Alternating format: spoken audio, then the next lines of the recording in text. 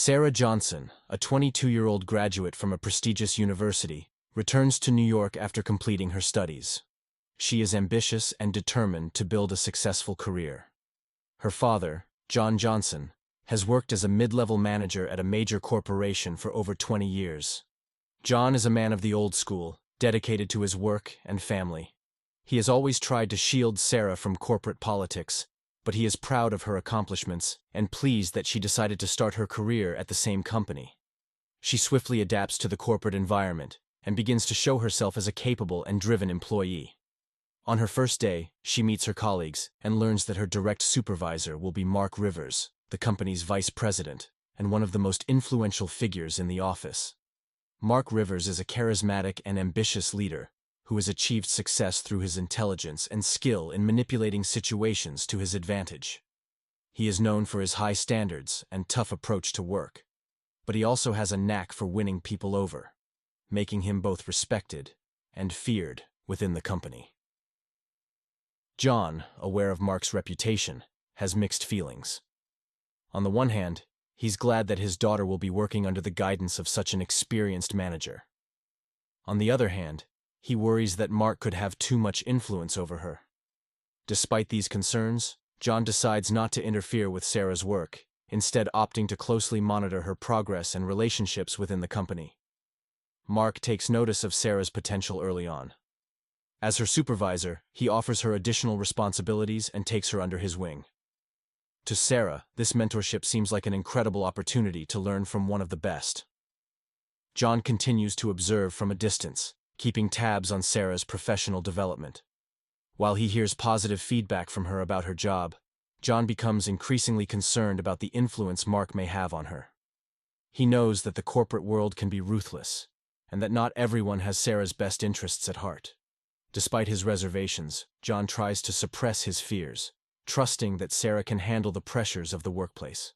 Mark praises Sarah's work publicly, making her the center of attention in meetings and pushing her into the spotlight. Sarah thrives on the recognition, eager to prove herself and build a reputation. But as her father feared, Mark's intentions are not as simple as they appear. As the weeks pass, John notices subtle changes in Sarah's behavior. She becomes more secretive, frequently staying late at work and sharing fewer details about her day-to-day life. Although John wants to believe that this is just a normal part of adjusting to a demanding job, his gut tells him that something isn't right. At this point, John's concern grows, though he continues to hold back from confronting Sarah directly. He understands that he has no concrete reason to suspect that anything is wrong, but the uneasy feeling remains. He decides to stay watchful, hoping that his fears will prove unfounded. However, as Sarah spends more time with Mark and becomes more involved in her work, the dynamics in her personal life begin to shift. She continues to climb the corporate ladder, earning more responsibilities and recognition, but her growing closeness to Mark starts to raise eyebrows among her colleagues. Whispers begin to circulate in the office about the nature of their relationship, and even though Sarah brushes these rumors aside, they do not go unnoticed by her father. As Sarah and Mark continue to work closely together, their professional relationship begins to shift into something more personal. The long hours spent on projects, late meetings, and business dinners create a natural proximity between them. Mark, with his charisma and charm, makes Sarah feel valued and appreciated, something she craves as she navigates the complexities of her new career. He knows exactly how to win her trust, through subtle compliments, shared confidences, and offering her career advice that seems invaluable. While Sarah sees a mentor and perhaps even a romantic interest, Mark sees an opportunity. He views Sarah as more than just an intelligent and attractive young woman. She is a tool he can use to further his own ambitions. Sarah, working in marketing, has access to valuable company information, and Mark intends to use her naivety and trust to gain access to resources that could strengthen his power within the corporation. As their relationship becomes more personal, Mark's manipulation becomes more calculated. He makes Sarah feel indispensable to both him and the company, constantly feeding her the idea that her future success is tied to their relationship. For Sarah, Mark's attention is flattering. She is young, relatively inexperienced in the corporate world, and eager to prove herself. The attention from someone as powerful and respected as Mark feels like validation. She convinces herself that Mark's interest in her is genuine, believing that his support is critical to her career advancement. Sarah starts to rely on his advice and begins to prioritize his opinion over others in the company, further isolating herself from her peers. Mark, aware of how vulnerable Sarah is to his influence, continues to push the boundaries of their relationship. At first, the changes are subtle. He invites her to dinner under the guise of work discussions, but their conversations shift from professional matters to more personal topics. He begins to compliment her appearance more often, telling her that she's not only talented, but also beautiful. Sarah, flattered and somewhat overwhelmed by the attention, begins to develop feelings for him. He manipulates her into revealing details about upcoming marketing campaigns, client lists, and internal strategies, all under the pretense of needing her input or guidance. Sarah, eager to impress him and show her worth, provides him with the information, never suspecting that she's being used. Sarah begins to pull away from other colleagues. She stops socializing with peers in the marketing department, feeling that her connection to Mark places her in a separate category from the rest of the staff. She isolates herself from office gossip, unaware that rumors about her and Mark have already begun to spread. Her colleagues notice the growing closeness between them and begin to talk behind her back. Whispers of favoritism and inappropriate behavior circulate, but Sarah dismisses these concerns, trusting in Mark's reassurance that their relationship is purely professional. At home, John begins to notice changes in Sarah's behavior. She talks less about her work and becomes more secretive about her time in the office. When he asks about her day or her colleagues, she brushes off his questions, either downplaying the importance of her job or avoiding the topic of Mark altogether. John senses that something isn't right, but he chooses not to confront her directly just yet, hoping that this phase will pass. He trusts that Sarah, as intelligent and strong-willed as she is, will navigate these challenges on her own. Unbeknownst to Sarah, she has become entangled in a dangerous game. What she perceives as a blossoming relationship built on mutual respect and affection is in reality a carefully orchestrated manipulation. Mark has no real feelings for Sarah. To him, she is simply a pawn in his larger plan to secure more power within the company. Several months have passed since Sarah started working at the company. She has been progressing rapidly, taking on more responsibility, and receiving increased recognition from her colleagues. However, John, her father, begins to notice troubling changes in her behavior.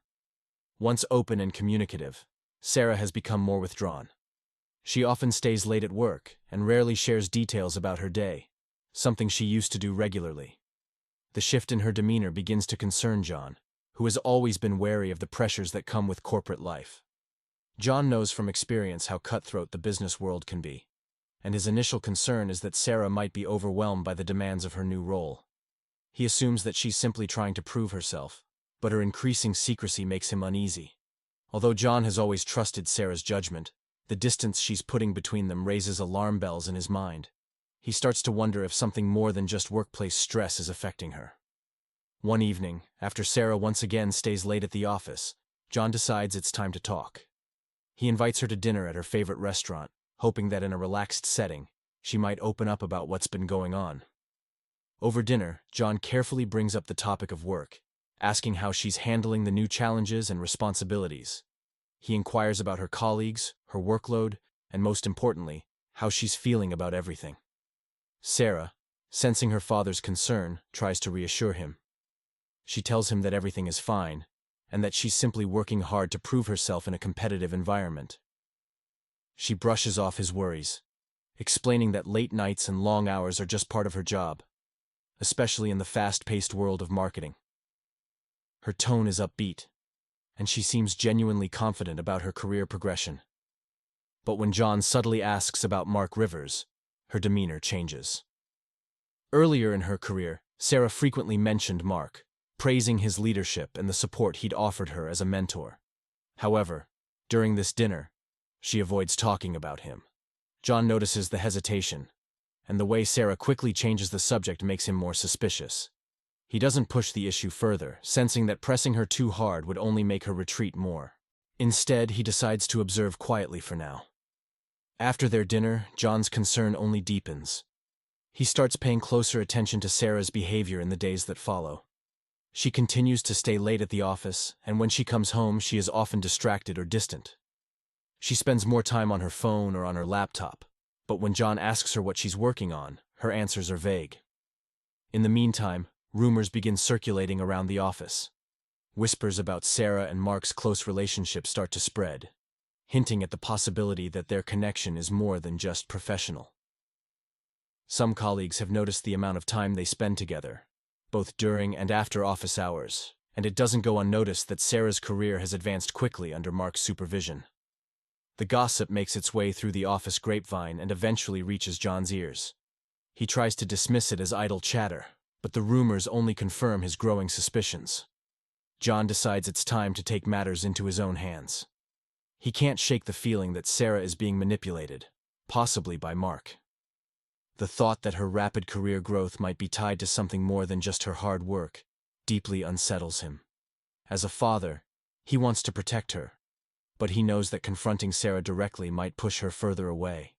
Instead, he chooses a different approach, one that will allow him to gather information without alarming her.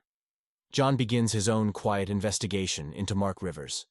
He starts by researching Mark's career history, looking for any signs of past scandals or inappropriate behavior. What he finds is both impressive and concerning. Mark is known for being ambitious and effective, but there are whispers of questionable ethics and manipulative tactics in his rise to power. John becomes more convinced that Mark's interest in Sarah may not be as innocent as it appears. In the days that follow, John discreetly reaches out to a few former colleagues from his own network who have connections within the company. He carefully asks about Mark, trying to get a sense of his true character. The feedback he receives is mixed. Some praise Mark's business acumen and leadership skills, but others hint at his ruthless ambition and his ability to bend the rules to suit his own agenda. The more John hears, the more he realizes that his suspicions about Mark using Sarah may not be unfounded. Through his old network of friends and colleagues, many of whom still have connections in the corporate world, John starts to unravel the layers of corruption that Mark has carefully concealed. He learns that Mark is not only involved in a series of unethical deals, but he has also been exploiting his position within the company for personal gain. John's worst fears are confirmed when he discovers that Mark has been using Sarah to access confidential company information. Mark's charm and manipulation tactics have led Sarah, unknowingly, into becoming a pawn in his larger scheme. The documents Sarah has been handling as part of her new responsibilities contain sensitive information about high-profile contracts, insider knowledge, and potential business moves that Mark has been exploiting for his own benefit. The realization that Sarah has been put in such a dangerous and compromising situation fills John with both anger and urgency. He knows that if Mark's actions are exposed, not only will Sarah's career be ruined, but she could also face legal consequences if the authorities believe she was complicit in these schemes. John's protective instincts kick in, and he resolves to confront Mark head-on before things spiral further out of control. John starts by meticulously gathering every piece of evidence he can find. He collects emails, internal memos, and any documentation that shows a direct link between Mark's illicit activities and the information Sarah has been handling. It's a slow and painstaking process, but John knows he needs an airtight case to bring Mark down. Along the way, he also manages to get a few anonymous tips from company insiders, confirming his suspicions that Mark's dealings are well known among a small group of employees who are too afraid to speak out. One evening, when Sarah is once again staying late at work, John decides it's time. He drives to the office, determined to confront Mark while keeping Sarah out of the fray. As he enters the building, he spots Mark's office light still on, a sign that Mark is working late as well. He finds Mark in his office, casually sitting at his desk, going through some documents. Mark greets John with a polite smile, but there is a glint of recognition in his eyes that shows he knows something is up. Without wasting time, John lays out the evidence he has gathered on Mark's illicit activities. He presents the documents showing how Mark has been accessing confidential information through Sarah, as well as proof of the unethical deals he has been making behind the company's back. John's voice is steady but filled with anger, making it clear that he knows exactly what Mark has been doing. Mark initially tries to play it cool, denying any wrongdoing. He claims that John is misinterpreting the situation, and that everything he's done has been within the bounds of company policy. But John doesn't let him get away with it. He points out the discrepancies in Mark's dealings, the shady transactions, and how Mark has been exploiting Sarah to gain an edge. Finally, seeing that his attempts at deflection are failing, Mark shifts his approach. He acknowledges that he has feelings for Sarah, and insists that his intentions toward her are genuine. He claims that whatever unethical actions may have been taken, they were done out of a desire to protect Sarah and her career. Mark paints himself as someone who is in love and would never harm her. John, however, isn't buying it. He knows that everything Mark has done has been calculated and self-serving. The evidence of Mark's manipulation is undeniable, and John makes it clear that he doesn't believe a word of Mark's supposed affection for his daughter. With growing frustration, John tells Mark that he has no choice but to end his relationship with Sarah and leave the company, or else John will take the evidence to the company's leadership and the authorities. He warns Mark that if he refuses, his entire career could be destroyed, and he could face serious legal consequences. Mark, now realizing the gravity of the situation, drops the pretense entirely. His tone turns cold, and he accuses John of overstepping his bounds. He suggests that if John goes public with the information, it could harm Sarah just as much as it would harm him.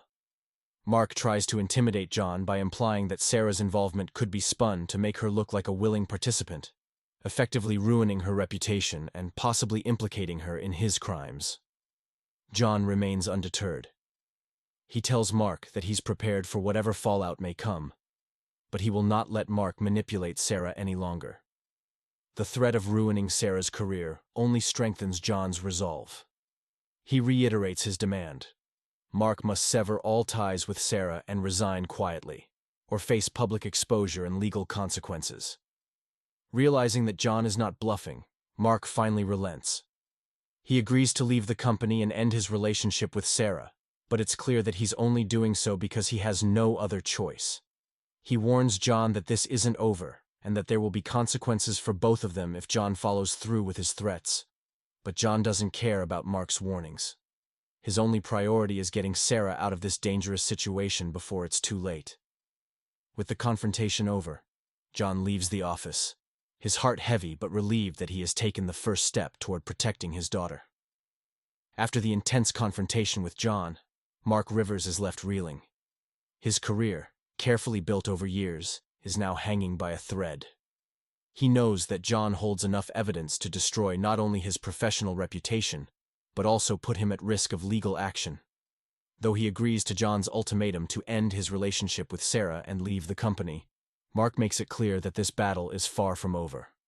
As he exits the office that evening, he coldly promises John that he will regret his decision. John, although unsettled by Mark's warning, tries to maintain his composure. He knows he did the right thing to protect his daughter. But the confrontation leaves him anxious, aware that Mark's threats should not be taken lightly. He returns home trying to push the unsettling encounter from his mind, but the weight of the situation lingers. That night, Sarah comes home after another long day at work. She notices immediately that something is off. John seems distant and distracted, a far cry from his usual composed demeanor. She gently probes, asking him if everything is all right. John, wanting to shield her from the turmoil, tells her that everything is fine and brushes off her concerns. He hopes that with Mark agreeing to leave, the danger will soon pass. He doesn't want to worry her unnecessarily, believing that once Mark is out of their lives, things will return to normal. But Mark, bitter and vindictive, has no intention of letting John ruin his life without consequence. In the days following their encounter, Mark begins working behind the scenes to sabotage John's standing at the company. Subtle at first, these actions soon escalate, and John finds himself under increasing pressure at work. His colleagues begin to distance themselves, and strange discrepancies in his performance reviews appear, orchestrated by Mark's influence. Despite these setbacks, John remains resilient. His focus is clear. He must protect Sarah, even if it means enduring the hardships that Mark is now throwing his way. She approaches the apartment door and immediately notices something strange. The door is slightly ajar. Her heart races, and a sense of dread begins to creep over her. Hesitantly, she steps inside, calling out for her father. The apartment is in disarray. Furniture is overturned, papers are scattered across the floor, and there are clear signs of a violent struggle. Panic sets in as she rushes through the rooms, desperately calling for John. Finally, she reaches his office. There on the floor she finds him. John, unconscious and surrounded by the wreckage of the fight. Blood stains the carpet, and the room is a chaotic scene of broken items and overturned furniture. Sarah falls to her knees beside him, screaming for help, her voice breaking with terror. She grabs her phone and calls for emergency services, her hands shaking uncontrollably as she tries to explain what has happened. Her father's face is bruised, and there are unmistakable signs that he had been brutally attacked. Paramedics arrive within minutes, but the severity of John's injuries is immediately clear. They work frantically to stabilize him, but Sarah can sense the growing fear in their eyes. The police arrive shortly after, quickly assessing the scene and beginning their investigation. They question Sarah, though she is barely able to answer through her shock and panic. She watches helplessly as her father is rushed to the hospital, his fate uncertain. The next few hours blur together in a haze of terror and disbelief. Sarah paces the hospital corridors, her mind racing with questions. How could this have happened? Who could have done this to her father? It isn't long before the truth begins to emerge. The police start piecing together the clues left at the scene, and it becomes evident that this was not a random attack. All signs point back to Mark Rivers. The realization is a devastating blow. Sarah's mind reels as she processes the fact that the man she had trusted, her mentor and lover, is responsible for this horrific act of violence against her father. She had believed in Mark's charm and confidence, never suspecting that he harbored such malicious intent. John's condition deteriorates rapidly in the hospital. Despite the best efforts of the medical team, the injuries he sustained during the attack are too severe. In the early hours of the morning, Sarah receives the news she had been dreading. Her father has succumbed to his injuries. The words hit her like a tidal wave, plunging her into a deep abyss of grief and despair. Her father, her protector, is gone, taken from her in a senseless act of cruelty. The police now shift their focus to finding Mark. He has become the prime suspect in John's death, and the investigation intensifies. However, by the time they move to arrest him, Mark has vanished. It becomes clear that he has gone into hiding, likely fearing the legal repercussions that now loom over him. For Sarah, this is another crushing blow. Not only has she lost her father, but the man responsible for his death is still out there, free and unpunished. The search for Mark becomes a national manhunt as his face appears on news reports and wanted posters across the country. Sarah cooperates fully with the authorities, providing every detail she knows about Mark's habits, his personality, and possible places where he might be hiding. Though she is consumed by grief, she channels her pain into a singular focus: finding Mark and ensuring that he pays for his crimes. For Sarah, this is not only about revenge, it's about finding a sense of closure in the wake of the tragedy that has torn her life apart. In the aftermath of John Johnson's tragic death, the police launch a full-scale investigation into the circumstances surrounding the murder. Sarah, overwhelmed by grief and shock, chooses to fully cooperate with the authorities, determined to see Mark Rivers brought to justice. She provides the police with every detail she knows about Mark, his manipulative behavior, suspicious activities at the company, and, most importantly, the threats he had made after his confrontation with John. The police discover a series of false alibis and misleading information that Mark left behind in an attempt to throw them off his trail. However, through diligent detective work and Sarah's invaluable testimony, law enforcement is able to trace Mark's movements and pinpoint his location. After weeks of intense searching, Mark is finally apprehended. He is arrested without incident, though his capture garners significant media attention due to the high-profile nature of the case. Mark is charged with the murder of John Johnson, and a trial date is set. As the trial begins, Sarah takes the stand as the prosecution's key witness. She bravely recounts the months of manipulation, deception, and emotional abuse she suffered at Mark's hands. With composure, she details how Mark exploited her trust to advance his personal agenda and, ultimately, caused her father's death. The prosecution builds a compelling case, presenting a wealth of evidence against Mark. Surveillance footage from the company's office, witness statements from employees, and forensic reports all point to Mark's direct involvement in John's death. The prosecutor argues that the murder was premeditated, highlighting the threats Mark made after John confronted him about his illegal activities. Evidence also surfaces that Mark had been embezzling funds from the company and engaging in other forms of corporate fraud, further proving his willingness to commit crimes for personal gain. The trial draws intense media coverage, with reporters and cameras swarming the courthouse.